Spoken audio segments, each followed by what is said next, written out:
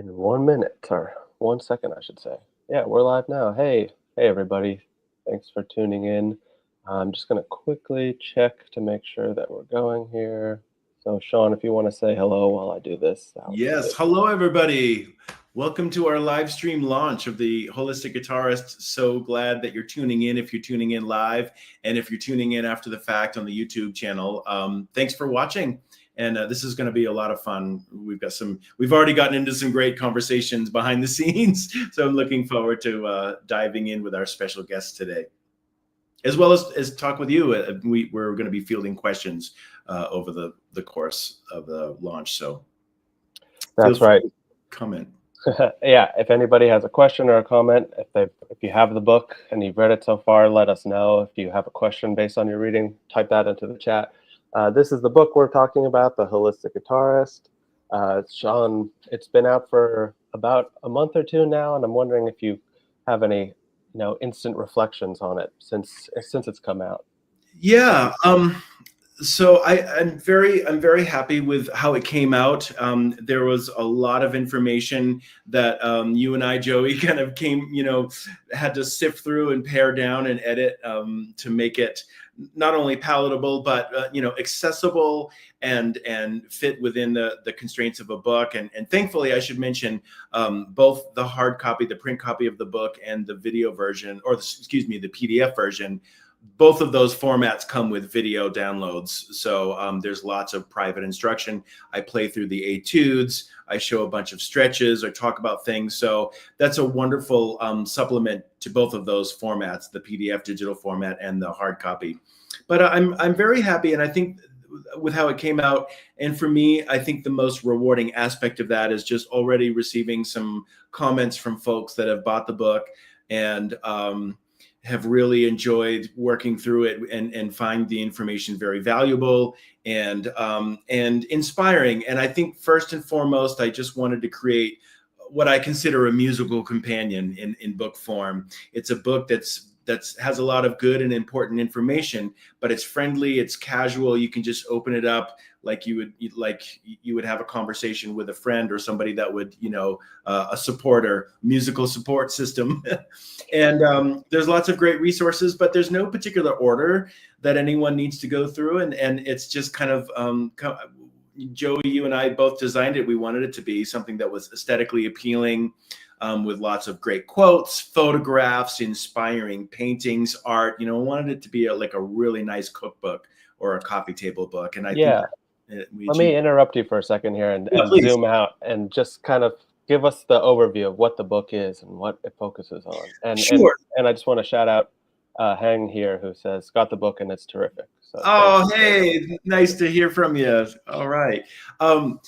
So with a quick snapshot, I wanted to do something that encompassed essentially body, mind, and spirit, as well as musicality, creative. So the way that the book is structured is the body part is physical sensibility in terms of creating an awareness of the body, ergonomics with your instrument, or if you're an engineer, your DAW, whatever it is, being very mindful about the way that you're using your body in relation to your gear, whether it's an instrument or a board or anything. Of just the basics, how to sit with a guitar, how to stand with a guitar, a bunch of different stretching exercise, the concept of warm-ups, and also the concept of cool down, a way to pace yourself physically, regardless of how much time you have to practice. I think that's a really important thing to establish kind of a flow, and using practice journals in tandem with that. And then we move quickly into chapters 2 and 3 with all of the sort of the idiosyncratic injuries that can afflict guitar players. And I think it's fairly comprehensive. We talk about carpal tunnel, we talk about, cumulative trauma syndromes, tendinitis, bursitis. We can talk about these in more detail, lower back issues, upper thoracic outlet syndrome, things that really tend to afflict guitar players. There are certain idiosyncratic injuries that affect various instrumentalists, bass players, horn, but these are and there are certain injuries that tend to affect all musicians. but we really focus on the ones that are guitar specific. And generally the rule of thumb, if you will, is just to not do any one thing, in any static motion for too long, regardless of what it is. So we also talk about NMAs, which are non-musical activities. And that's something in my experience that a lot of musicians aren't even aware of, some bad habits they're doing away from practicing.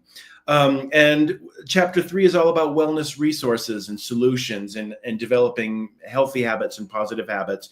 And then quickly the book moves into kind of the mind and the spirit. So there's a chapter on mental wellness, which is very important these days, especially for those of us that are involved in education. So we talk about ways to acknowledge and deal with performance anxiety, lots of ways to develop concentration, memorization, strategies for visualization, whether it's memorizing the fretboard, new chord shapes, or songs, musical pieces, or even just visualizing yourself performing well and having, a successful tour or performance, or even your sound, all of those things. The chapter on spirit integrates a lot of different philosophies from around the world, attitudes, just creating the attitude of gratitude, so to speak, but really stepping back for a moment and really digging into the spirit of musicians and what makes us tick, what inspires us, what moves us. And all of these things really work together in simpatico to help alleviate and put in correct perspective things that might otherwise result in performance anxiety. Then there's a giant 30-page chapter on guitar technique. I wanted to make sure to include music in this. So every chapter has a playable prelude, and every chapter is chock full of musical examples that I think maybe promote some things that aren't usually discussed in the context of guitar practice, certainly not in technical development. So we really reframe what technique is and recalibrate our approach to developing technique after we define it in lots of different ways, not just one. It's much more than just speed.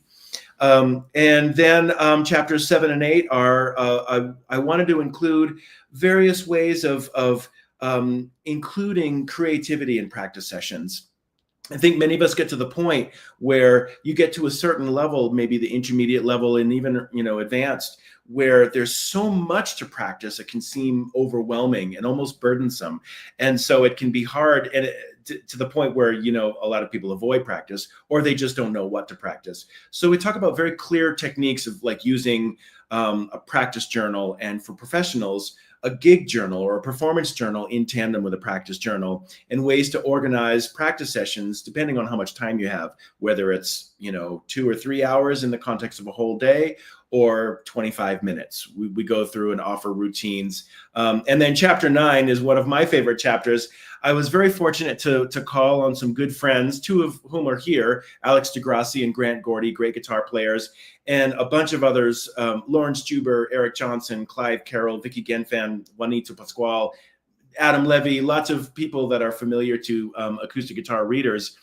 And just ask them, what do you do to stay healthy? What do you do when you're on the road? What do you do to stay inspired? How do you practice? How do you warm up? And their answers were so amazing because everybody had their own unique perspective, but everybody was kind of like all in alignment in terms of their essential approaches. And over the years, whenever I've had the opportunity to meet with a guitar player who's had a sustainable and healthy career on the road, I always ask them, well, how did you do it? What are some ways? And over the years garnered those things. And there it is. That's kind of the snapshot of the book. Great. Well, on that last note, let's get Grant and Alex in here. Say hello, everybody. All right. I want to make sure you're unmuted. Grant can say Oh, hello. yeah. Can you hear me? Okay, yeah. Alex, say hello. Everybody. I'm here. Good to All be right. here. Yeah, great to see you both.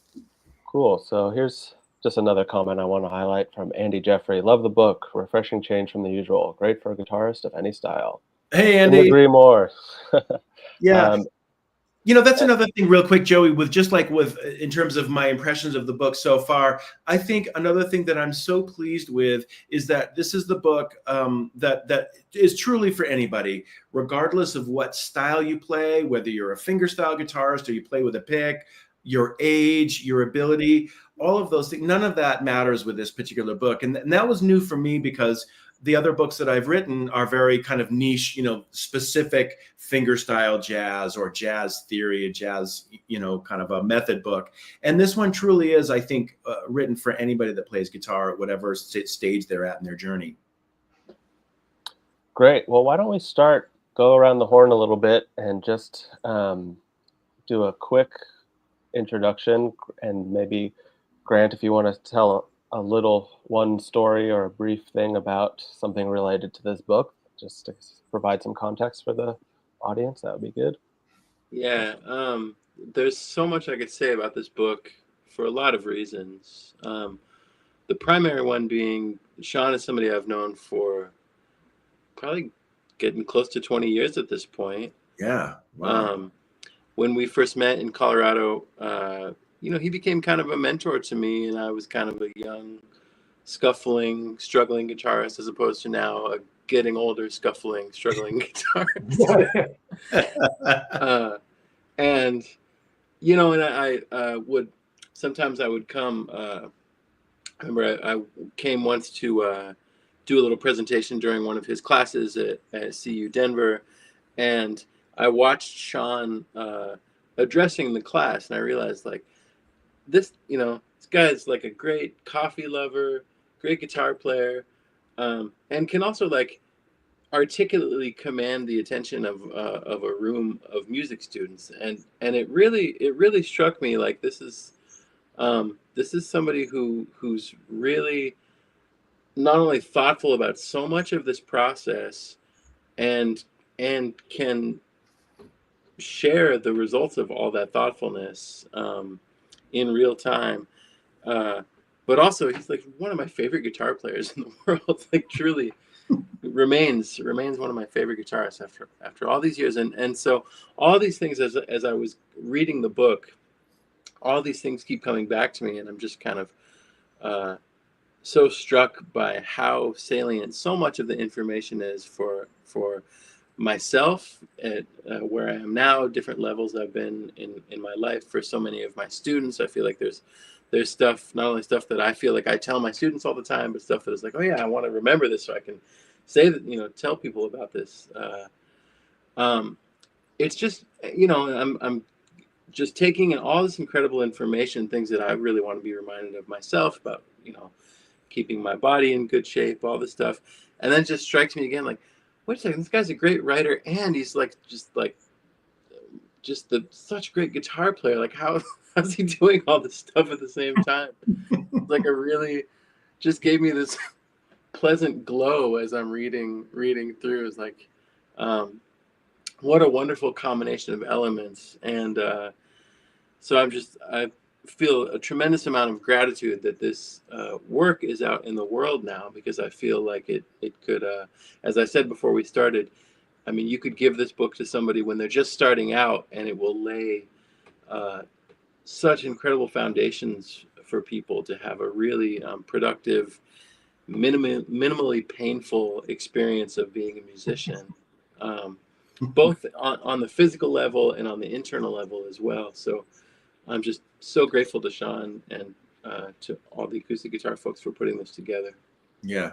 Thanks, Grant. Me too. I'm also, I just have to continually shout out to Joey and Lizzie Lusterman and Adam Perlmutter, and just what a great team of people to work with to make this a reality.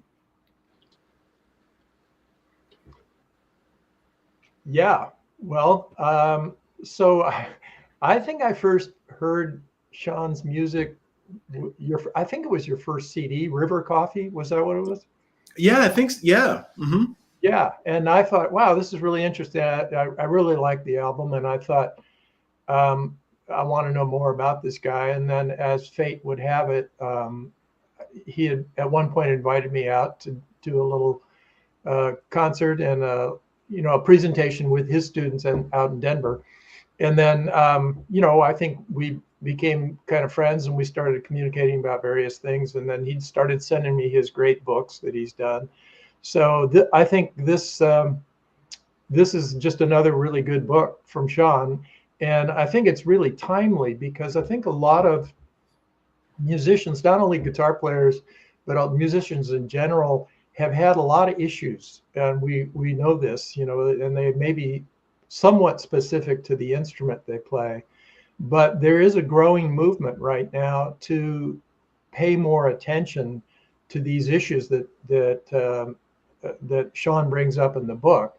And for example, I know USC, which has one of the best classical guitar programs in the country, and the whole school, the Thornton School of Music there, they have an active program about mindfulness and a lot of the health concerns that are brought up in Sean's book. You know, I think, and I've been teaching the last few summers at something called the One Heart Institute in Mendocino County here in Northern California, where musicians are really attracted to, they need this information, and they need to know that other people have had these issues and how they're dealing with it. So, you know, especially the things about injuries and prevention and mental wellness and gratitude, these things are becoming a lot more common. And I think the book is really timely. And, you know, because guitar players are sort of a breed unto themselves, even though we play it in so many different ways, you know, I think it's helpful that it's directed specifically at guitar players. And, you know, just from a personal level, I know I've suffered from some of these issues early on. I had a couple injuries. I had to, you know, reconsider how I played, how I sat, my posture, breathing, a lot of these things that are covered in the book. And so I think I can relate to it personally. And I'm sure most guitar players have been around for a while, and I've certainly been around for a while, you know, can say, oh yeah, I remember I had this issue back in, you know, whatever it was, and this is what I did, or I found some relief. And yes, some of these stretching and breathing exercises have really helped a lot, and reconsidering my posture and the way I sit when I play or stand. So I think this book covers them pretty well, and I'm also really glad, Sean, that Joey, that you guys put a reading list in the back there, because I think you reference some of those books in your book, and I think it's great because people want to learn more about a specific issue, you know, whether it's Alexander technique or meditation or injuries and so forth. You've put that in there, so thanks for doing that. Yeah, of course. That feels like a thank you all for sharing all that stuff and for praising Sean so much. Sean, how do you feel about that? I'm gonna leave the room now. Yeah. But it's true. It is it's a very well done book. I know I can't really say that without bias, having spent so much time working on it. I'm wondering if we can go around the horn and just everyone chime in with what's one thing you do before a gig or a practice session that you think people should do.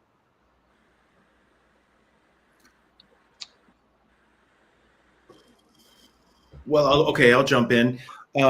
I think it's just, well, a lot of it depends on the type of gig, whether it's a solo performance, whether you're in the context of a tour, whether you're playing with musicians. I'm a jazz musician, so I just had a gig last Thursday evening, and it was, this happens all the time with jazz musicians. It was a gig, and you know, there were a couple of people in the bandstand that I didn't know, and that's quite common. You know, you go to a gig and you're meeting people for the first time.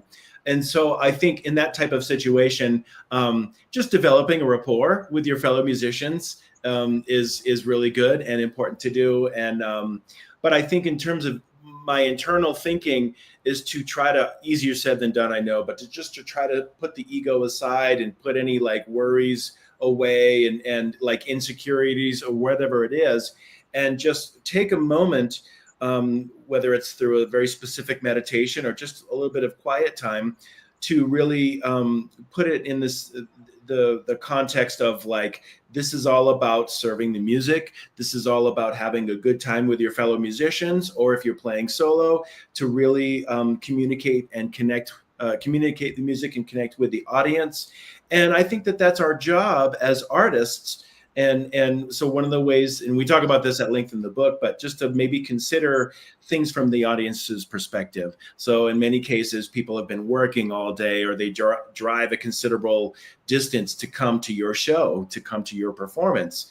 And that's important to take into consideration, and realize that as a musician, if I'm playing in a group or I'm accompanying somebody, my job is to support them, support that person, support maybe any of their insecurities, and let them know that I'm taking care of them musically and also with my character, and that the ultimate goal here, that the shared goal is to have a musical experience that is shared and enjoyed by everybody. And I truly do believe that. And when you really frame it, and then also take a moment to feel really thankful for the ability to be a musician, especially now in 2025, to go out and connect. And I think with the onset of AI and all of these things, people are just starving for human connection and starving for live music, and just something that's like maybe not perfection, but just is something so genuine. I know with this jazz quartet gig that I had the other night, we just took tunes that everybody knew, and everybody was a really good player. So we just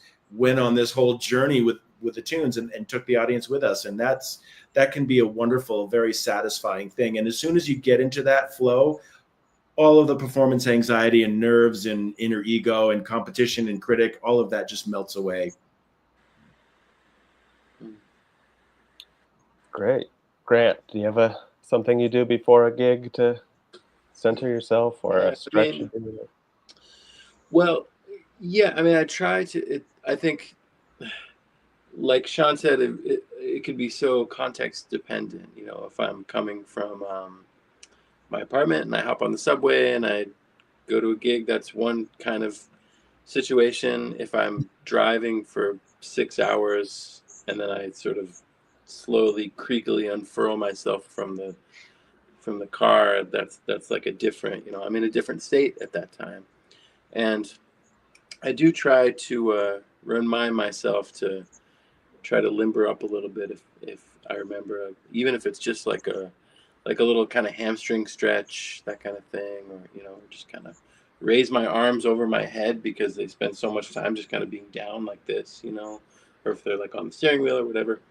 Really basic stuff like that can be really helpful and powerful. And I think I think a big part of it is just the mentality of being really present with what's going on. For the primary reason is almost a little bit selfish, because it's like we do this because this is fun, right? Like we do this because we love this, and we're like blessed to have this incredible fortune of doing this in the world with our lives when we could be doing so many other things. And so just being present with that concept for me is really important, and that touches a lot of other aspects too. Like Sean mentioned, our friend Adam Levy, who's has a presence in the book. Adam and I just did a gig together last weekend, and we were kind of talking about the modern sort of like YouTube guitar instruction industrial complex. And he was talking about this idea of like, I think he said like optimizing your practice time or something. This concept of like, it's like you're trying to streamline the time you're spending in the practice room. And I feel like there's, and Adam, I'm sure, could make this point far more eloquently than me, but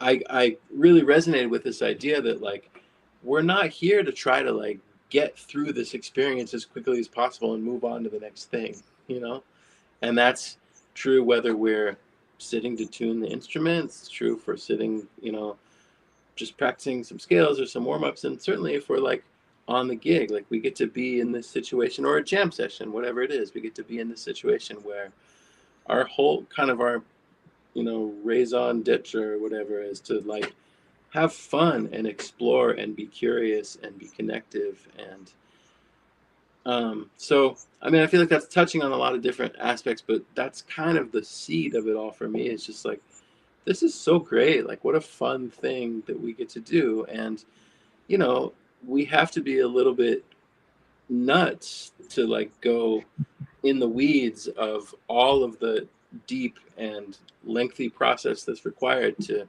improve on the instrument. But but that's just as much fun as any other aspect, I think, you know. So there's no one thing there, but that's kind of where I put my mind, I guess. Lots of good things, but Alex?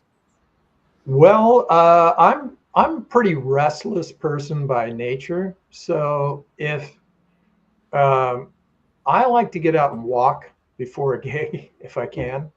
You know, it just kind of gets the energy flowing in a good, positive way for me. So, for example, especially when I'm on tour, which I haven't been doing much lately, but you know, I would walk a lot. I mean, I've been in Europe many times touring, and you know, you get there, they'll throw your stuff in the hotel. You've got a few hours, maybe a couple hours before sound check, and I just get out and walk. I'll walk, you know, all over, especially if you're in a place you've never been before and you just want to check it out. You know, I have an interest.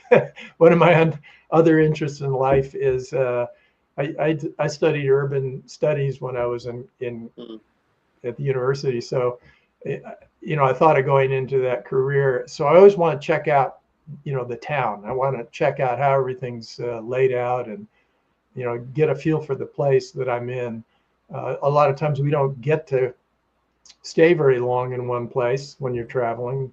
And then the other things that I do is I will try to do some deep breathing right before the gig, before going on stage. I'll do a few hand stretches. Sometimes I'll do a little qigong exercise, just things that kind of get me loose and get the chi flowing, as they say. So that, and I will do a lot doing this, you know, these shoulder rolls is often a really good way because it just gets your shoulders loosened up in your neck a little bit. So those are the kinds of things that I typically do. I want to make sure my hands are warm. I like to warm up, make sure that, you know, my fingers are not cold if you're in a cold place, or those kinds of really basic things. For me, I always check, you know, make sure my nails I've got them just right, because that's important for me. So those are the things. And then I try to take a moment and just be still and quiet before going on stage. Great. Okay. If it's okay with everybody, I'd like to switch from the gig to the practice room. And let's say, imagine that you've just been handed a piece of music that you need to learn. It's for an upcoming show or a concert or a recording session, and it's difficult and it's unknown and you haven't played it before, and there's lots of different techniques and notes and things that you are not really familiar with. What's your process of sitting with it and breaking it down and learning something new? Sean, you can go first. I'd call Grant and see if he could sub the gig for me. No, I think if it's a song that has been recorded, the first thing that I would definitely do, that I always do, is listen to it. And I think sometimes that's something that's neglected in practice. People don't think of active listening or studying as a part of practice, but it is. So, you know, for example, classical musicians, certainly conductors, they spend a lot of time with score studying the score, memorizing all of the parts, doing a score reduction, whatever it is. I think, you know, if it's somebody's original arrangement of maybe a jazz standard, this would be something more in my world, then I'll first and foremost make sure that I'm familiar with the tune, and I'll listen to a lot of different versions of it. That way, that gives me a foundation harmonically and melodically and aesthetically of the composition before I jump into somebody's, you know, wild reharmonization of it, or like rhythmic, you know, metric modulation or whatever it is. That's if if the song already exists. If it's an original piece that they wrote, and I've done a lot of this for people, they'll send you charts, or they won't. Sometimes they just send you a Dropbox with things in there. I zoom out, and I try to like feel the vibe of the song, for lack of a better term, you know. And then I try not to get overwhelmed. So I just take it all in as I would a listener. And then I'll go back and, you know, sometimes you just need to listen to something maybe 5 or even 10 times in a row and just really focus on, you know, maybe the challenging parts, and just make a little, don't obsess about it, but a little footnote of like, oh, I've got that run there, or there's a hit there. Again, it depends on the context of the gig, but I've done a lot of different styles of gigs over the years. And so for a while I was doing some like real modern gospel, like church gigs where there's a lot of like real intense harmony and hits and very advanced stuff. And so you just kind of make notes of those on this, you know, well, if there is a score, but if there isn't, just make your own notes. And then you sit down and then you start going through it. And I think isolation is a big thing. So if it's like a real hard passage, then I will definitely pull up the metronome and play it very slowly, and then just break it down by just small little pieces and just do it over and over again. And, you know, depending on how much time I have to prepare for the performance or recording session, whatever it is, start to get to the point where you're really visualizing that passage. If it's like a hard line or a feature that you got to do or whatever, if I'm away from the guitar, then I'll just sit there and think about it. And I'll maybe see, well, is there a better way to finger this? And I'll think about that in my mind, in addition to if I have the guitar with me. And I think internalization as much as you can, because sometimes you get these things like the day before a gig. I'm not definitely with church gigs, but like if you maybe have like a month or something to prepare for a big performance of lots of music, and I've done a lot of these over the years at the university, people will come in and we'll do a big performance, then I try to spend some time really internalizing the music so that I could actually sing it. And if I can sing the passage and at least feel it rhythmically in the phrasing and all of those things, that means I have it in my head and in my body. That way there's less of a chance of me forgetting it, and there's a greater chance of me articulating it well when it comes time to perform. I guess I'll just jump in. I'm reminded of like a couple different experiences in the last couple years that were quite different.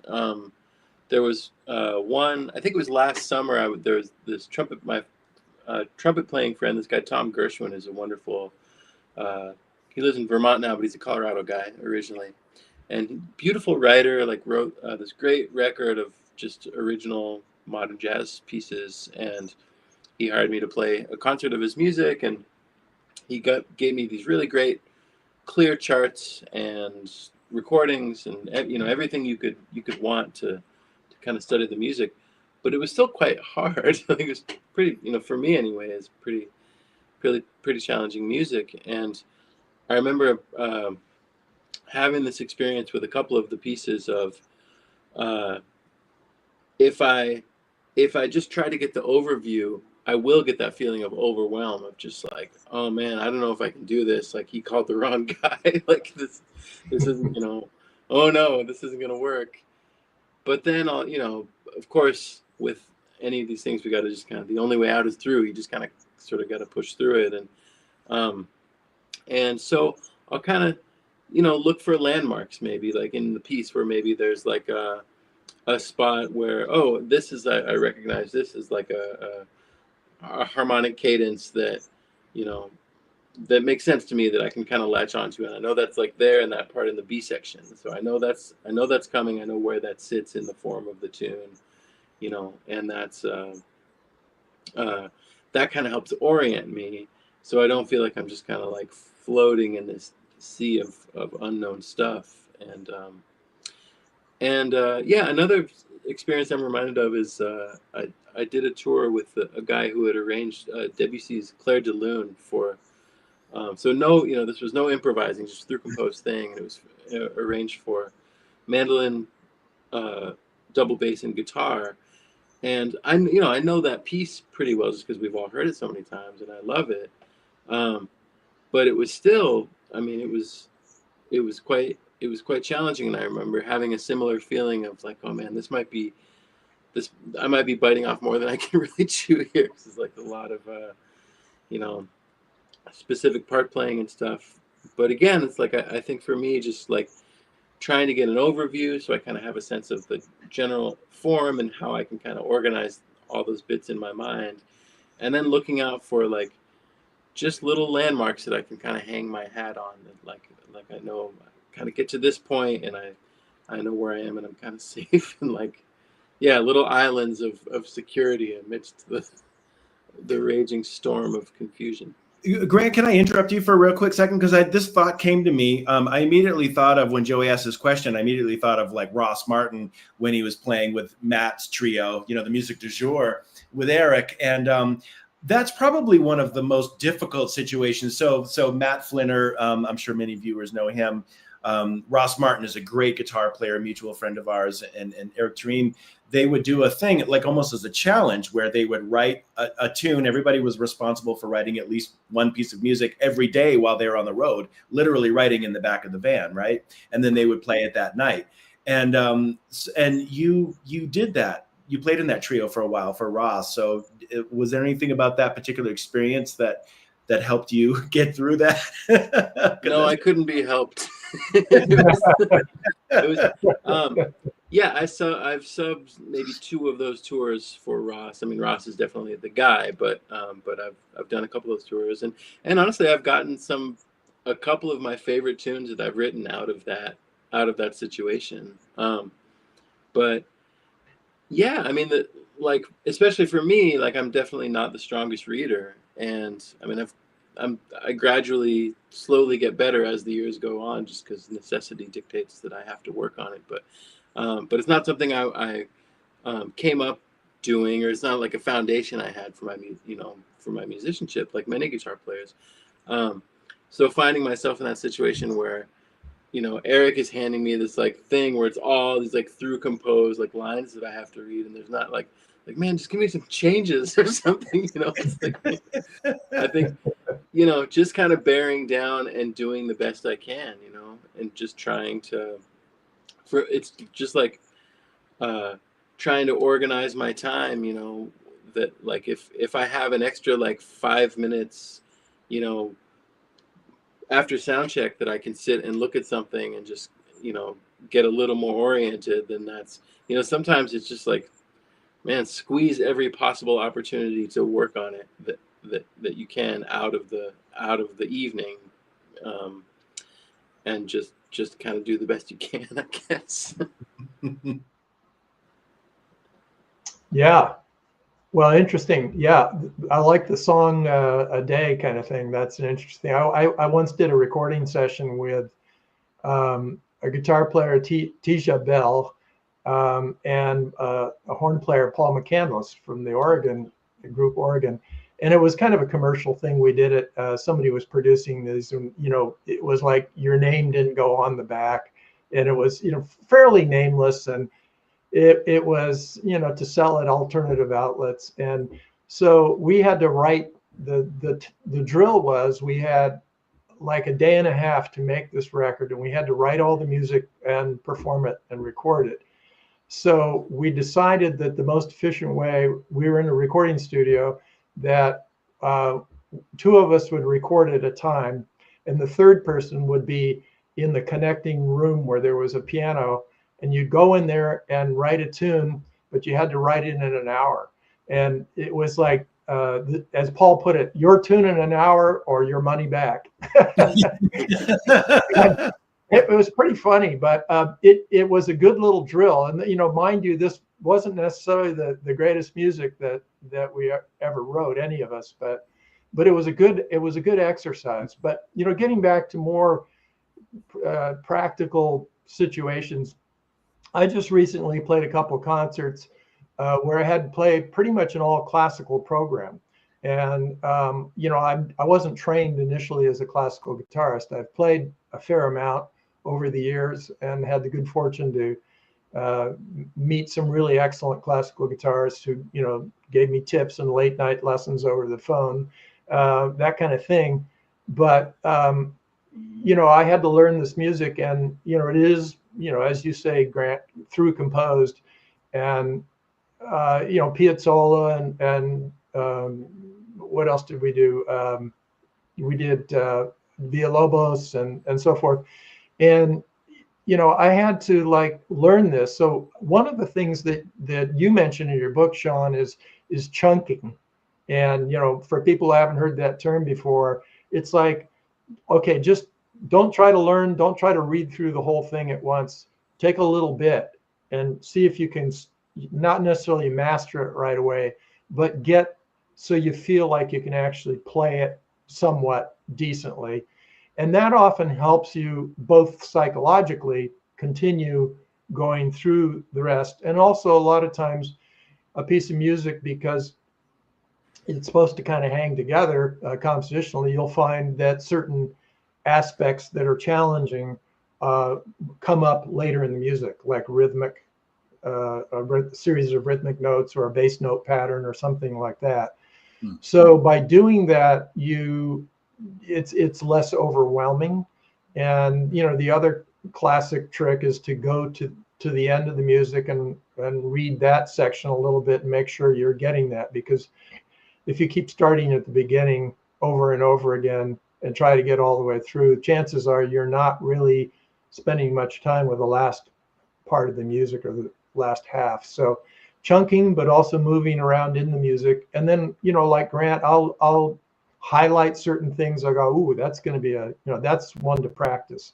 So that once I start to get the music down somewhat, when I sit down the next time to practice, I'll go to those tough spots and work on them. And maybe just a measure, or maybe just a couple notes, a position change, something. Years ago I played the Rodrigo concerto with our local small town orchestra. And it was a lot of work. And I was trying to memorize all 25 minutes of music, more or less.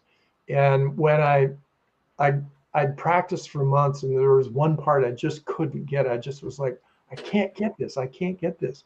So I called up David, the head of the guitar program at this SF Conservatory. Why I'm just blanking now. I had it in my head a second ago. And I said, hey, Tannenbaum, I'm sorry, David Tannenbaum. And I went down there and he said, come on down, I'll help you with it. I've played it a bunch of times. So we got to that one thing. I said, David, I just can't figure this out. And he was like, that? He said, oh, I said, how do you reach that note? There was like a 3-note chord or something that moved really quickly. And he said, oh, nobody plays that. Nobody plays that note. Only Angel Romero. He's the only one that's ever done it that way, And I was like, really? And he said, yeah, just drop that inner voice there. Nobody's going to notice. I mean, you've got to be able to play it, So I know when I was recently practicing a Piazzolla piece to play with Jeremy Cohen, who's a violinist with Quartet San Francisco, I said, I had the same thing. I was just passage. I was going, I just can't get that up to tempo. And it was a harmonized double stop passage. And I just said, all right, I'm not going to play the lower voice. And suddenly the music just flowed beautifully. And I was like, yeah, that sounds great. Who's going to notice? So sometimes, whether it's your own music or someone else's music, or you got a gig and you got to be able to play it, sometimes you just got to be realistic and say, that ain't going to happen. No, but I can sure make it sound good. I can fake it really well. So that is a great story. Reducing, chunking, of course, but just making it easier. Sometimes you just have to do that. And that's a really good point that both of you made in different contexts of just like, is it possible to make it easier for you in any way without too much compromise? And sometimes just the compromise is just like you were saying, like in your head, like no one's going to know if you don't play that note, and you don't realize that until someone says nobody plays that. But Joey, now I'm thinking about one of the hardest things that I ever had to prepare. I went to Serbia once for 2 weeks, and it was part of this international band that we had to put together this music and perform it. And so we had about a week of rehearsals to do this.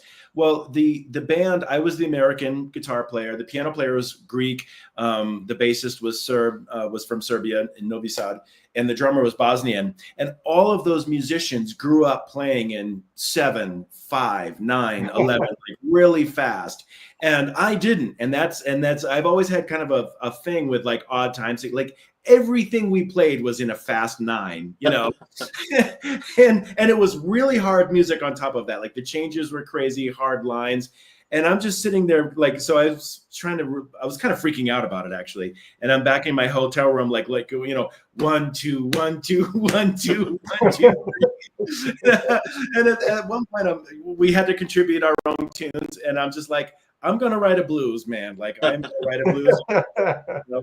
But one of the things that helped me with that is they showed me like there's dances that go with all of those, like, you know, in Balkan music, you know, that there's dances that go with that, and they don't count to 9. They just think of beats and short, long, and the phrasing and things like that. So they just, you know, they helped me with just kind of like little folk songs or words, syllables, things that would help me master, because no one's going to count to 9 for a 10-minute piece of music over and over again when it's really fast. You just have to kind of, and as soon as they made it easier, like a children's song or like a folk song or like a little dance, just something to do with your body to capture that rhythm, all of a sudden it made it easy rather than trying to count all of those things. Yeah, and I had a very similar experience. I went to study with a woman who was leading the group Kitka, which is a Bay Area-based sort of Eastern European women's orchestra, and that was inspired by the Bulgarian women's orchestra. And I went to her and I said, how do you, you know, you're all there, you're not reading music, you're counting, you're playing this piece in 11 or 13, and then it switches to 4, and then I said, how do you keep track of it all? And she just said, oh, it's just all dance steps, short, long, 1, 2, 1, 2, 1, 2, 3, you know. And once you get that, it's like, and I think that kind of brings back to this idea of internalizing music, because when you feel a rhythm, you know, and I've done this with students, I've seen other musicians do this, is like they're struggling with a rhythm. I say, just get up and walk around the room and get it in your body, you know. So if somebody who's trying to get a swing feel or a shuffle feel, you know, it's like, go around the room, get up, get it in your body, swing your arms, do what you need to do to feel it. Because once you internalize it and actually can feel the rhythm in your body, then it becomes a whole lot easier. So. Great. That reminds me of, Sean, all these like jazz chord names, like these E flat 7 diminished 2 with 1 flat 1, but it's really not that confusing. You're just playing a few notes on the guitar anyway. Yeah. Anyway, just a reminder to everybody, we're talking about The Holistic Guitarist by Sean McGowan. It's available at store.acousticguitar.com. We're getting close to the end here, so I just want to make sure that if there's anybody who has a question in the audience, they can leave it here. It looks like we've got some nice comments. No questions yet, but this conversation is amazing. Thanks, everyone. I'll agree with that. Thank you for bringing these 3 true fingerstyle masters together in one conversation. Brilliant. Agreed. Sean, let's see. We have enough time for everyone to play a tune if that still appeals to everyone. Sure. Or we can keep talking. It's your show. What do you think? Oh, I think playing a little something would be good. You mentioned like one of these preludes, so I'm gonna have to like take a look at that, and maybe what I thought would be fun. So as I mentioned, it's really important. It was really important for me in the scope of this book to have just a little something to play in every chapter. So every chapter has a little prelude, just something fun. Because I think first and foremost, it's about the music, and then there are specific etudes and exercises, so I thought maybe it'd be fun to like for me to read. I haven't actually played through these in a while, like a year. maybe I'll play something, but then improvise a little bit on it to show like how these can be little springboards for the imagination. Let's see here. Okay, I don't know. This one, I just happen to have pulled up prelude number 3. And I wrote these in different styles. Can you hear that okay? Yes. Yeah, this one's kind of like in a jazz waltz style. But you know, if I was having fun with this, I think I would maybe read it down and learn some of the techniques and some of the chord voicings. In this case, there's some substitutions and things like that. And then pretty quickly, I would talk about, well, we'd get into the 3 stages of practicing there in one chapter, but I would start doing what I consider creative exploration. And that is just having fun through improvising and then coming up with some little things. And whether this is part of your warm up or your cool down, this can be a really nice thing to do in the context of your practice, just playing with something, having fun with it, surrendering any results, and just starting with maybe a kind of a framework, whether it's fully through composed, and then just gradually letting it, you know, expand a little bit, or just free form. So I'm going to just read off this and then improvise a little bit, and then we'll just see what happens.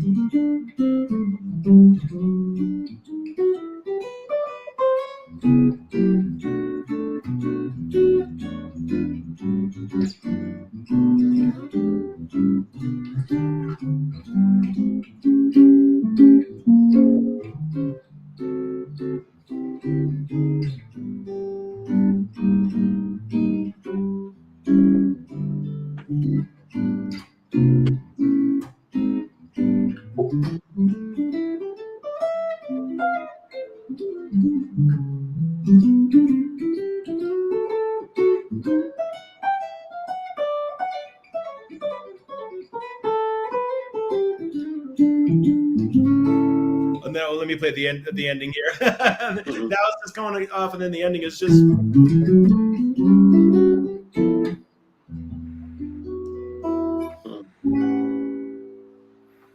And then maybe in the context of like, you know, improvising and just playing with something, I might come up with something that's interesting or cool.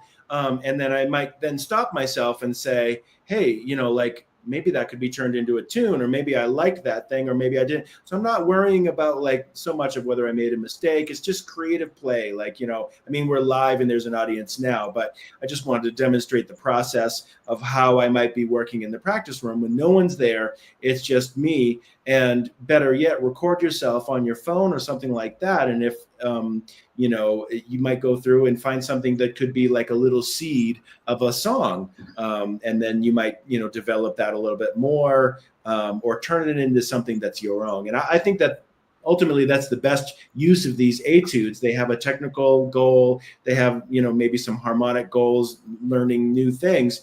But ultimately, if you feel and hear and play something that you like, take it, steal it, and turn it into something of your own, whether it's into the tune or like an arrangement or a chord change that you like to put into a standard. Great. Yes, the importance of stealing in music can never be stressed enough. In art, I should say. David Grisman used to always say, good composers borrow, great composers steal. I think he stole that line from Picasso. I think he stole that from somebody. Yeah, I think Stravinsky, I think, said that. They all stole it. There you go. Thieves. I'm going to quickly interject here because we do have a question from the audience that I think the 3 of you could possibly weigh in on. I've been struggling with my ring finger on my fretting hand. Could you touch on this? It's really affecting my play. Any thoughts?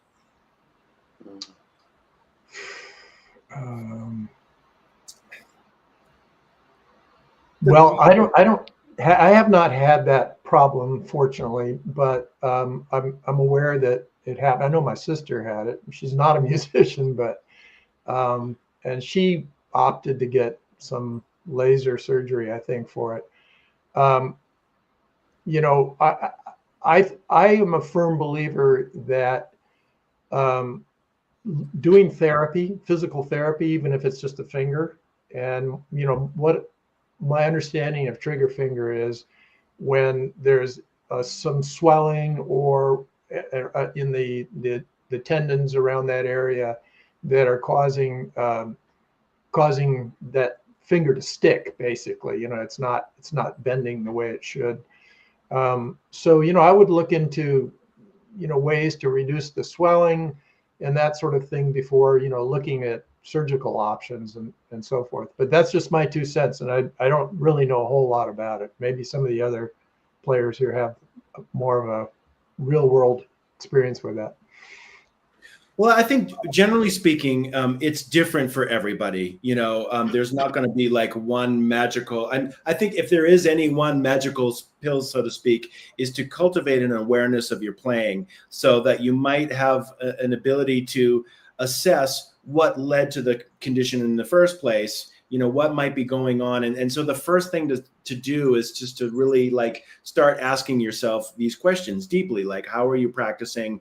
Are you doing anything that might be, you know, directly contributing to this? Is it a combination of things, maybe, you know, like playing the guitar and doing other, you know, what people call NMAs or non-musical activities?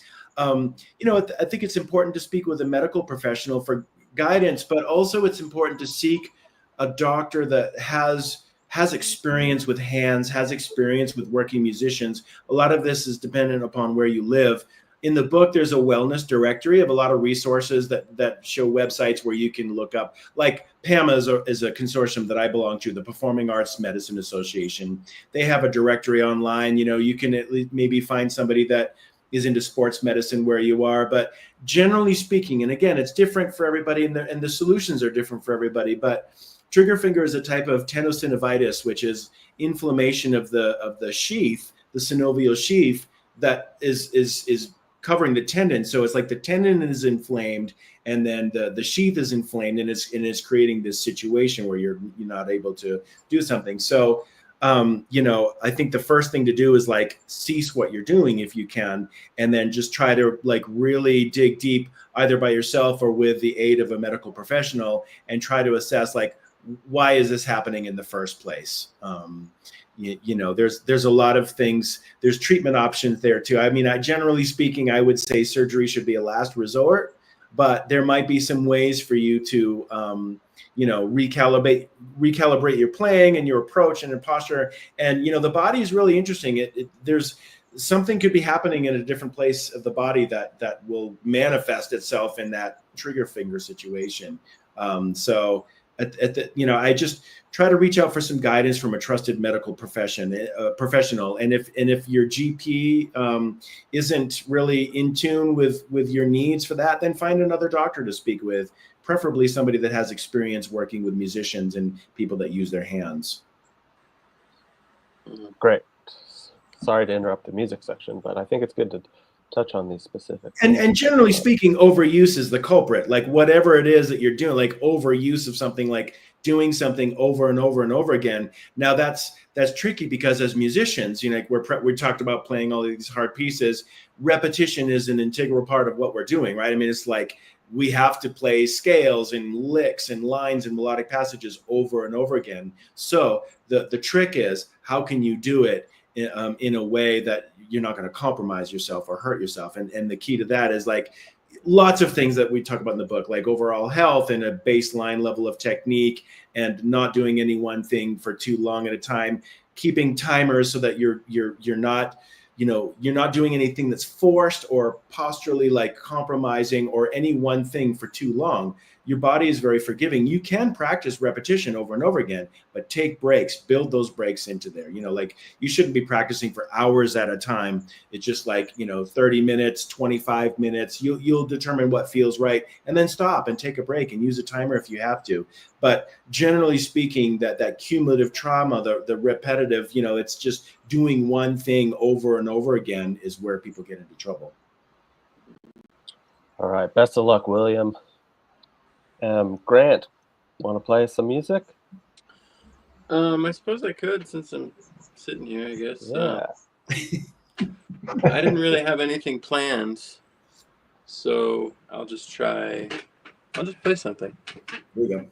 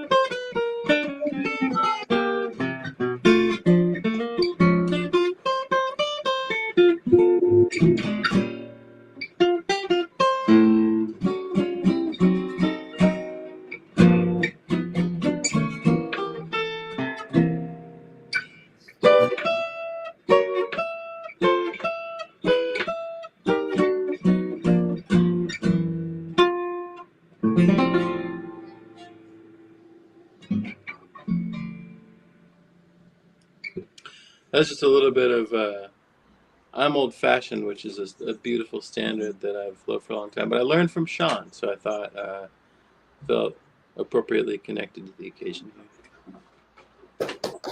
Woo! All right. Sounding good. Sorry, this setting is lagging for a second. Well, it's There's 12:02. everybody. Yeah, the live stream's getting tired. Alex, do you want to play a little bit of something? There's some I'll just comments play here. something really short. I actually have my ukulele here. Okay. So I'm making a pitch for minimalism here. So there was a little discussion about when we were talking about, oh, well, just don't play that note. And one of the things I've learned from playing the uke a lot lately is with 4 strings, sometimes the limitation is really can be helpful in really thinking hard about chord voicings and how to get the most out of the fewest notes. So I'm just going to play a little excerpt here from, hopefully we won't cause any problems with James Taylor's publishing company, but this is a little excerpt from Sweet Baby James. So.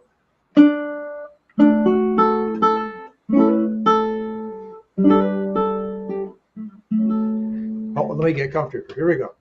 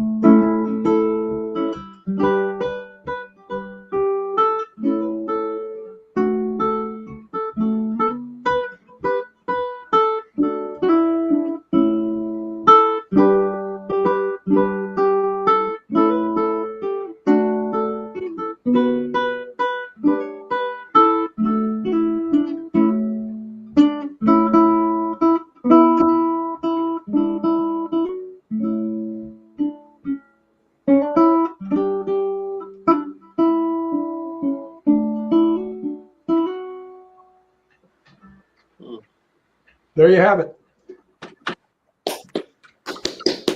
Lovely. Nice. Hey, Alex, could you say a quick word about your strap there? That's a cool rig that you have. Oh, this strap? Yeah. It's pretty standard strap, but you know, this is for an ukulele. Some people use one that comes up around the bottom, and you know, tucks like that. But this is pretty I mean, it's just pretty standard, actually, Sean. I'm trying to show it to you here. Yeah, You know, yeah. I was just curious. It's got a button here. Yeah. This ukulele is a little bigger than your standard tenor. He calls it a baritone, the guy that made it. So it's I call it a soprano guitar. Yeah. Cool. Well, if you enjoyed this conversation and you learned something, there's plenty more like it and more to learn in the Holistic Guitarist, which is available in print and digital formats at store.acousticguitar.com. And maybe we'll all get together again soon after you've read it and we can do this again. Thanks everybody for tuning in, and yeah, thanks Joey for hosting this, and thanks to everybody at Acoustic Guitar, Lizzie, Adam, everybody, the whole crew, Kevin, and yeah, thanks Alex and Grant for taking the time to meet and talk about this. I really appreciate it. Thank you guys. Congratulations, Sean. It's a wonderful book. All right. Thank you, Sean. And I'd be remiss if we didn't mention the Alex de Grassi fingerstyle method is also available at store.acousticguitar.com in print and digital formats. Yeah, excellent all 200 pages. Yeah. The thick one. I use that with my acoustic guitar styles class at CU Denver, and it's a great fingerstyle acoustic, just very comprehensive method book that's also modern but has all of the traditional wisdom in it. It's an amazing book. So yeah, definitely check that out. Yeah. Well, thanks for the plug, Sean. Okay. Thanks again, everybody. We'll see you later. Signing off. Thank you. Okay.